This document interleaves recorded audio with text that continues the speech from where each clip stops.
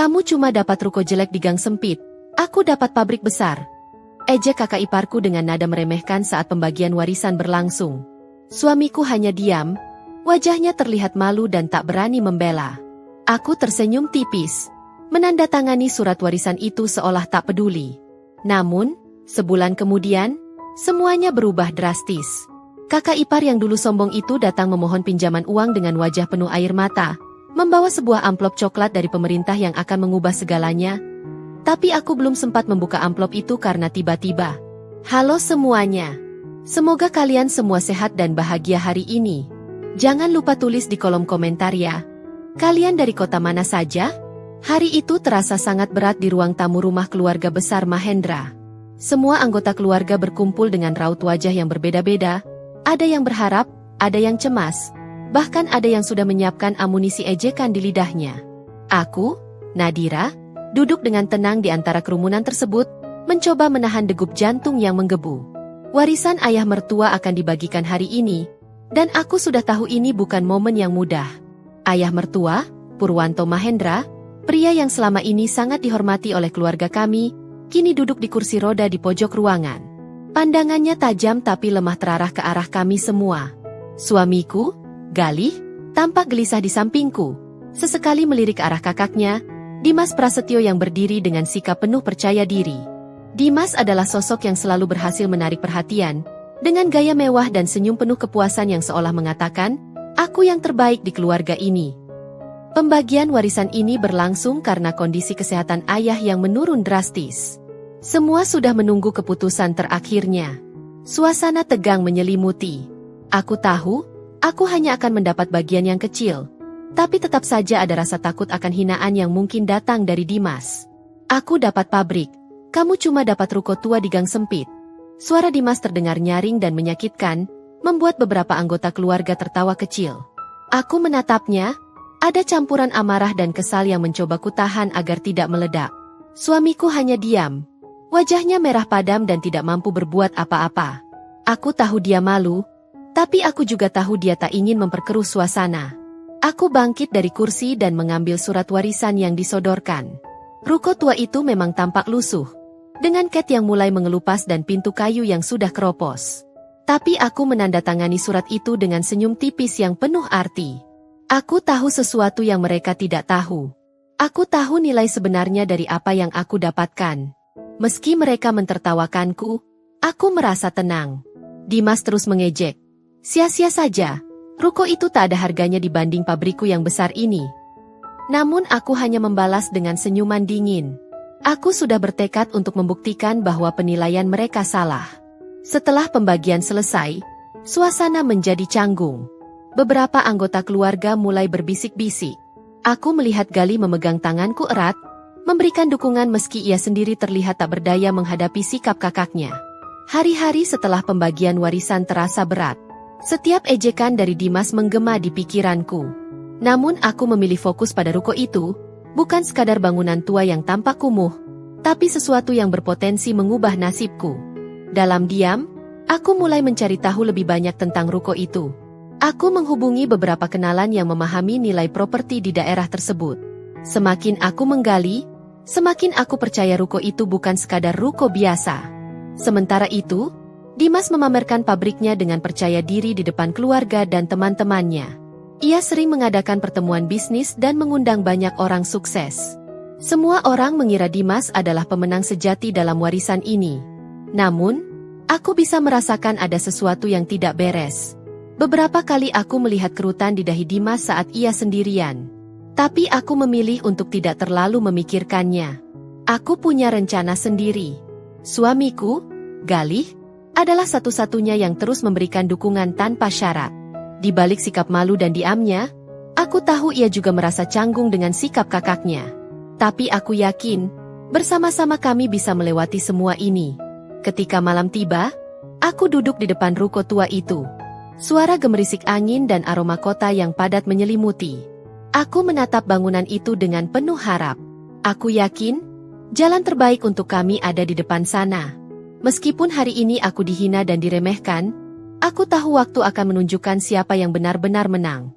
Dan aku yakin, suatu hari nanti, Dimas yang sekarang sombong itu akan datang padaku dengan wajah penuh penyesalan. Tapi bagaimana caranya? Aku belum siap untuk membuka cerita itu sekarang. Karena ada sesuatu yang lebih besar menunggu aku di bulan berikutnya. Hari-hari setelah pembagian warisan berjalan dengan penuh ketegangan yang tak terlihat di antara kami, terutama antara aku dan Dimas. Setiap kali kami bertemu di acara keluarga, suaranya yang sinis dan tatapan merendahkan selalu menghantui pikiranku. Rasanya seperti luka lama yang terus digaruk sampai berdarah lagi. Aku tahu, Dimas memang berniat membuatku merasa kecil dan tak berharga. Memanfaatkan momen warisan untuk menunjukkan siapa yang dianggap lebih unggul di keluarga ini. Suatu sore, saat kami berkumpul di ruang keluarga besar, Dimas kembali melontarkan ejekannya dengan nada penuh kemenangan. Nadira, kamu tahu kan, ruko tua itu cuma beban. Pabrikku malah menghasilkan puluhan juta setiap bulan. Kalau kamu mau, aku bisa ajari cara mengelola bisnis yang benar, ucapnya dengan senyum sinis yang mengiris hati. Aku menatapnya dengan tenang, tidak membalas ejekan itu, karena aku tahu membalasnya hanya akan memperburuk keadaan. Namun di dalam hatiku, ada api kecil yang terus membara, menunggu waktu untuk menyala besar. Suamiku, Galih, yang duduk di sampingku, terlihat semakin tidak nyaman. Wajahnya merah padam dan matanya menunduk, seolah ingin menghindari tatapan Dimas yang penuh kesombongan. Aku gak butuh pelajaran dari kamu, Dimas, jawabku pelan tapi tegas. Mungkin kamu harus belajar dulu bagaimana cara menghormati keluarga sendiri. Suaraku sedikit bergetar, tapi aku berusaha kuat. Dimas tertawa kecil, meremehkan. Santai saja, Nadira. Aku cuma bercanda kok. Tapi kalau kamu mau terus-terusan tinggal di gang sempit itu, ya itu pilihanmu. Jangan salahkan aku kalau kamu tetap jadi bahan tertawaan. Aku menggenggam tangan Galih erat, merasakan dukungan yang tak pernah ia ucapkan dengan kata-kata. Dalam diam, aku tahu dia juga ingin membela, tapi tak tahu harus mulai dari mana. Aku mengerti perasaannya, terjebak di antara kakak yang arogan dan istrinya yang terus disudutkan. Hari itu, aku pulang dengan perasaan campur aduk, antara sakit hati, marah, dan tekad untuk membuktikan bahwa aku lebih dari sekadar ruko tua. Malamnya, aku duduk di sudut kamar, menatap surat warisan yang sudah kutandatangani. Ruko itu sudah menjadi bagian dari hidupku. Aku harus percaya bahwa nilai sebenarnya belum terlihat. Aku mulai mencari informasi tentang ruko tersebut. Dengan bantuan internet dan beberapa teman yang paham properti, aku menggali data lokasi dan potensi kawasan itu. Semakin aku menggali, semakin aku merasa optimis. Namun di balik sikap sombong Dimas, aku mulai merasakan adanya sesuatu yang tidak beres. Kadang, ketika aku tanpa sengaja melihatnya dari kejauhan, aku menangkap ekspresi wajah yang berbeda, lebih gelisah dan penuh tekanan daripada biasanya. Mungkin, di balik pabrik besar itu, ada cerita lain yang belum aku ketahui. Sementara itu, keluargaku yang lain tampak terbagi. Ada yang mendukungku dengan diam, dan ada yang memilih diam karena enggan berkonflik. Aku paham betul bahwa pembagian warisan bukan hanya soal harta, tapi juga tentang harga diri dan posisi di mata keluarga. Suatu sore, aku bertemu dengan ibuku di dapur. Ia memegang tanganku dan berkata, Nadira, jangan biarkan kata-kata mereka merusak hatimu. Kamu punya jalan sendiri. Percayalah pada dirimu. Kata-kata itu menjadi penopang semangatku. Aku tahu, aku harus kuat, bukan hanya untuk diriku sendiri, tapi juga untuk Galih dan masa depan kami. Hari-hari berlalu, dan ejekan Dimas tetap datang seperti badai kecil yang terus menerpa. Tapi aku sudah mulai belajar menahan diri dan mempersiapkan diri untuk saat yang tepat. Waktu ketika aku bisa membalikan keadaan dan membuktikan bahwa ruko tua itu bisa menjadi kunci perubahan besar dalam hidup kami. Aku tahu, ini baru awal dari perjalanan panjang yang penuh liku. Tapi satu hal yang pasti, aku tidak akan membiarkan hinaan meruntuhkan mimpi dan harapanku. Dan aku yakin, suatu hari nanti, Dimas akan menyesal telah meremehkanku, tapi bukan sekarang. Waktu terus berlalu setelah hari pembagian warisan itu. Di balik semua ejekan dan hinaan yang kerap kudengar, aku menyimpan sebuah rahasia kecil yang membuatku tetap tegar. Surat warisan yang kutandatangani bukan sekadar dokumen biasa. Ada sesuatu di dalamnya yang membuatku yakin bahwa ruko tua itu memiliki nilai lebih dari yang semua orang kira. Suatu sore, aku duduk di meja makan bersama Galih, membuka kembali surat warisan itu. Aku membaca dengan seksama setiap baris dan paragrafnya, mencoba memahami makna tersembunyi di balik kata-kata resmi itu. Surat itu memuat detail lengkap tentang ruko yang aku warisi, mulai dari luas tanah, bangunan, hingga catatan-catatan penting dari pemerintah daerah tentang rencana pengembangan kawasan tersebut. Terselip di antara halaman-halaman surat itu sebuah dokumen kecil yang menjelaskan proyek besar yang akan dilakukan pemerintah di kawasan tersebut. Pembangunan jalur stasiun MRT baru yang akan melewati blok tempat ruko tersebut berdiri. Ini bukan hanya berita biasa. Ini adalah peluang besar yang tidak pernah kuduga sebelumnya. Galih yang melihat ekspresiku berubah menjadi serius, bertanya, "Nadira, ada apa? Apa yang kamu temukan?" Aku tersenyum tipis, mencoba menyembunyikan kegembiraan yang mulai tumbuh. Ini bukan cuma ruko tua biasa, Galih. Pemerintah sedang merencanakan proyek MRT besar, dan ruko ini tepat berada di jalur proyek itu. Kalau benar-benar dibangun, nilainya bisa melonjak drastis. Mungkin sampai puluhan miliar. Galih terlihat terkejut tapi sekaligus lega. Kalau begitu, jangan biarkan kakakku menganggap rendah kamu. Mungkin ini saat yang tepat untuk membuktikan sesuatu. Aku mengangguk pelan. Senyum di wajahku bukan hanya tentang kemenangan materi, tapi juga tentang harapan yang tumbuh dalam diri. Aku tak ingin membalas ejekan Dimas dengan kata-kata kasar atau pertengkaran. Aku ingin membalasnya dengan bukti nyata, dengan kesuksesan yang tak bisa dipungkiri lagi. Namun, aku juga tahu ini bukan hal yang mudah. Proses pembebasan lahan dan pembangunan infrastruktur pemerintah seringkali memakan waktu dan penuh tantangan. Aku harus bersabar dan tetap fokus. Setiap hari, aku rutin menghubungi beberapa kenalan yang bekerja di pemerintahan dan bidang properti untuk memastikan informasi ini benar, dan mencari tahu langkah apa yang bisa aku lakukan agar aku sebagai pemilik ruko terlindungi. Sementara itu, Dimas masih terus memamerkan kesuksesan pabriknya, tanpa menyadari bahwa badai tengah mengintai di balik kemegahannya. Aku tahu, kepercayaan dirinya yang berlebihan suatu saat bisa berubah menjadi beban besar. Galih selalu menjadi pendamping setiaku dalam setiap langkah. Kadang ia terlihat lelah, tapi dia tak pernah menyerah memberikan dukungan. Malam itu, saat kami berbincang di balkon rumah, aku berkata, "Kalau memang benar jalan ini yang harus kita lalui, aku siap. Ini bukan soal uang semata, tapi soal harga diri, tentang siapa yang sebenarnya bisa bertahan dan berkembang." Galih menggenggam tanganku erat. "Kita akan lewati ini bersama, Nadira." Aku tahu perjalanan ini baru dimulai. Surat warisan yang kupegang bukan hanya selembar kertas, tapi sebuah kunci yang akan membuka pintu masa depan kami. Dan aku yakin, saat waktunya tiba, senyum kemenangan itu akan menjadi jawaban paling manis untuk semua hinaan yang pernah kudengar. Setelah mengetahui rahasia kecil tentang ruko tua itu, aku berusaha menjalani kehidupan sehari-hari dengan lebih tenang dan percaya diri. Meski begitu, ejekan dari Dimas dan beberapa anggota keluarga masih terus menghantui. Tapi aku memilih untuk tidak lagi membiarkan kata-kata mereka merusak hatiku. Aku fokus pada ruko itu, pada peluang yang kupikirkan sudah mulai terbuka. Setiap pagi, aku berangkat ke ruko itu. Bangunannya memang terlihat tua, catnya mengelupas, dan suasananya tidak semenarik pabrik Dimas yang megah. Namun, aku mencoba melihat lebih jauh daripada penampilan luar. Aku mulai membersihkan bagian depan ruko, mengecat sebagian tembok, dan sedikit demi sedikit membuat tempat itu tampak lebih rapi. Aku ingin menunjukkan bahwa aku peduli dengan milikku sendiri. Suamiku, Galih, selalu mendukung langkahku. Ia sering membantu menghubungi orang-orang yang bisa memberikan informasi tentang proyek MRT dan pembebasan lahan. Kami berdua bahu-membahu, saling memberikan semangat di tengah tekanan dan ejekan dari keluarga. Di sisi lain, Dimas masih terus pamer dengan pabriknya. Ia kerap mengundang orang-orang penting dan menunjukkan betapa sibuk dan suksesnya bisnisnya. Namun, aku mulai mendengar kabar yang tidak enak tentang pabrik itu.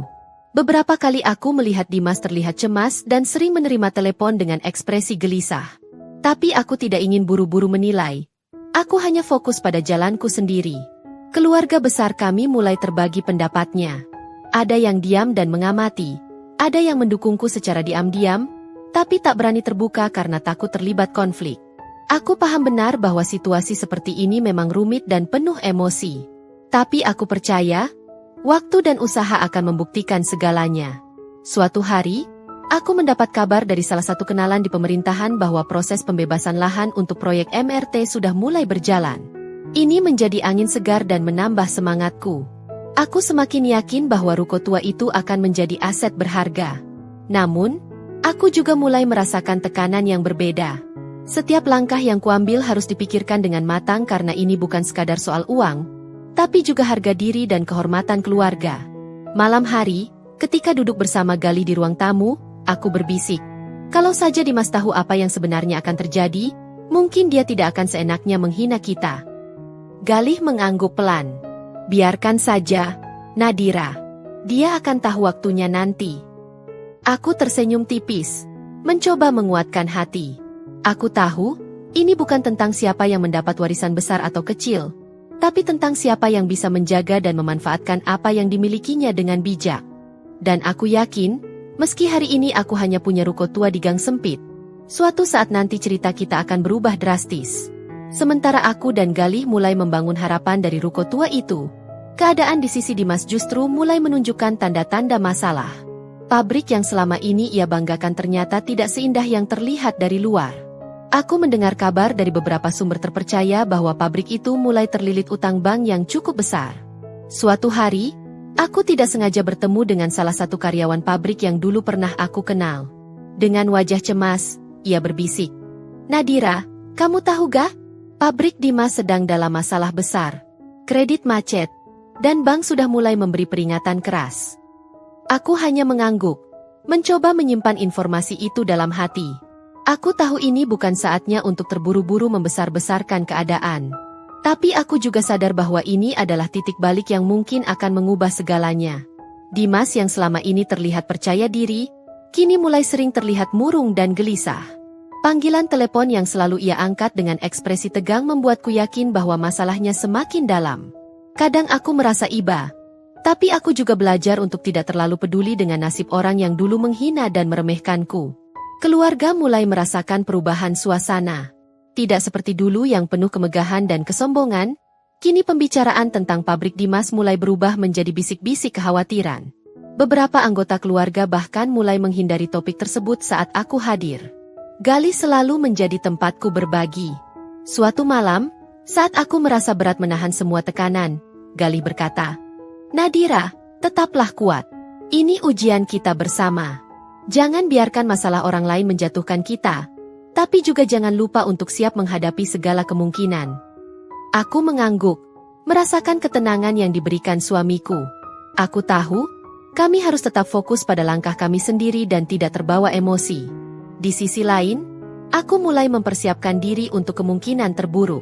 Aku menghubungi beberapa penasihat hukum dan properti, memastikan bahwa hakku atas ruko tetap aman dan tidak bisa diganggu oleh siapapun, termasuk Dimas. Hari-hari berlalu dengan ketegangan yang semakin terasa.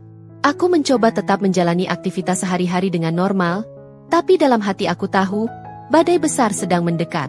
Dan aku bersiap untuk menghadapi semua itu dengan kepala tegak. Dimas, yang dulu sombong dan penuh ejekan, kini mulai merasakan pahitnya perjuangan mempertahankan apa yang ia anggap miliknya.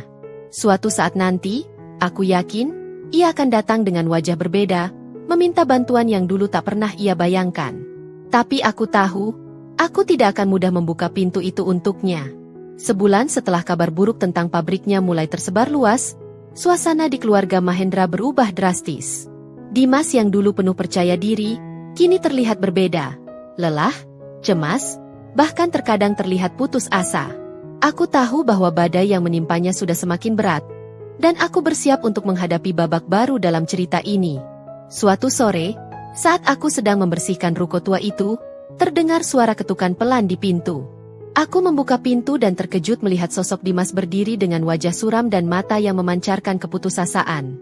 Tidak ada lagi senyum sombong atau ejekan di sana, hanya pria yang tampak rapuh dan penuh penyesalan. Ada apa, Dimas? Tanyaku dengan suara tenang, mencoba menyembunyikan keterkejutan. Dimas menatapku dengan pandangan yang sulit dijelaskan, lalu mengeluarkan amplop coklat dari saku jasnya. Nadira, aku datang bukan untuk menghina atau menjatuhkan kamu kali ini. Aku butuh bantuan. Suaranya bergetar. Pabrikku terlilit utang. Bank sudah memberikan batas waktu terakhir, Dan aku butuh pinjaman uang untuk menyelamatkan semuanya. Aku terdiam sejenak, memandang pria yang dulu menghina dan meremehkanku. Rasa kecewa dan marah sempat muncul.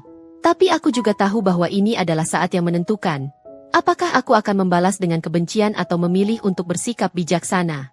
Galih yang tiba-tiba muncul dari belakangku, ikut memandang Dimas dengan tatapan waspada. Kakak sudah memikirkan semua kemungkinan lain sebelum datang ke sini? Tanyanya tegas. Dimas menunduk, mengangguk pelan. Aku sudah mencoba segala cara, tapi semuanya gagal.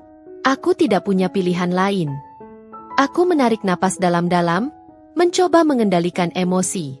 Sebulan lalu, aku hanya memiliki ruko tua yang dianggap remeh.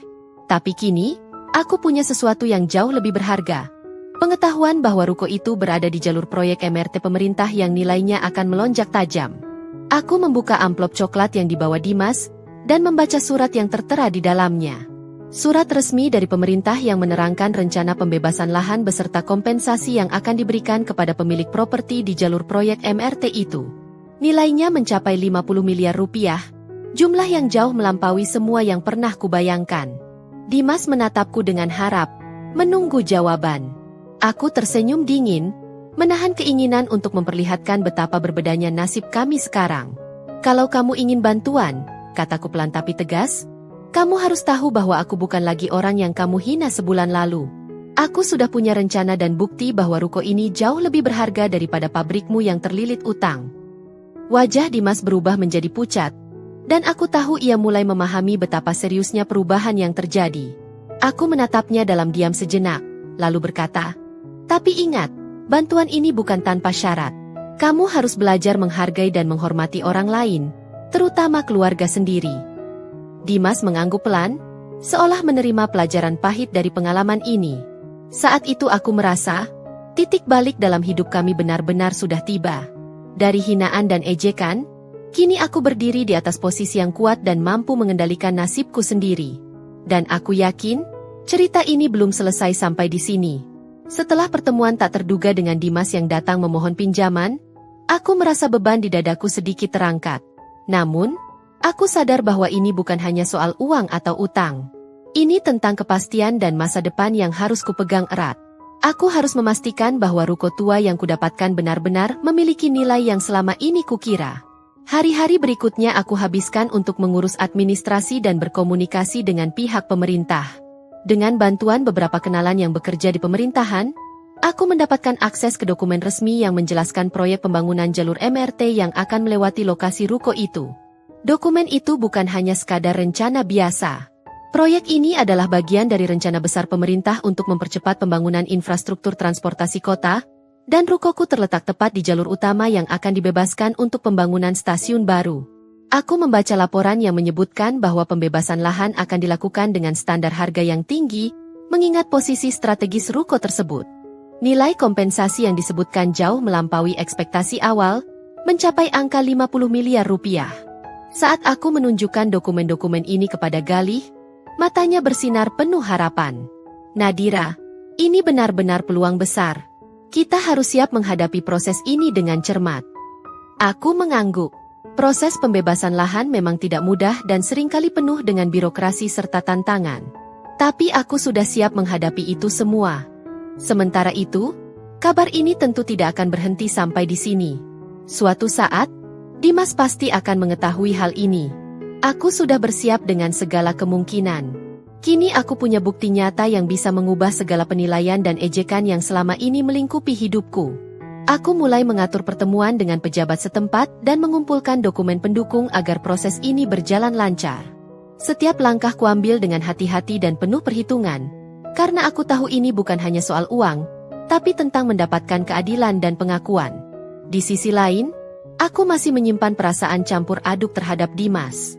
Meski ia sudah datang memohon bantuan, aku merasa bahwa ia harus belajar banyak dari pengalaman ini. Kesombongan dan sikap meremehkan yang dulu ia tunjukkan harus menjadi pelajaran berharga. Namun, aku percaya pada kekuatan perubahan dan kesempatan kedua. Mungkin di balik semua ini, masih ada harapan untuk memperbaiki hubungan yang sempat retak. Malam itu, aku duduk di teras ruko, menatap bintang-bintang yang mulai bermunculan. Kupegang erat surat dan dokumen yang menjadi kunci masa depan kami. Senyum kecil terukir di bibirku, bukan karena kebanggaan semata, tapi karena aku tahu bahwa perjuangan dan kesabaran akhirnya mulai membuahkan hasil. Dan aku yakin, perjalanan ini masih panjang, tapi aku siap melangkah maju dengan keyakinan penuh.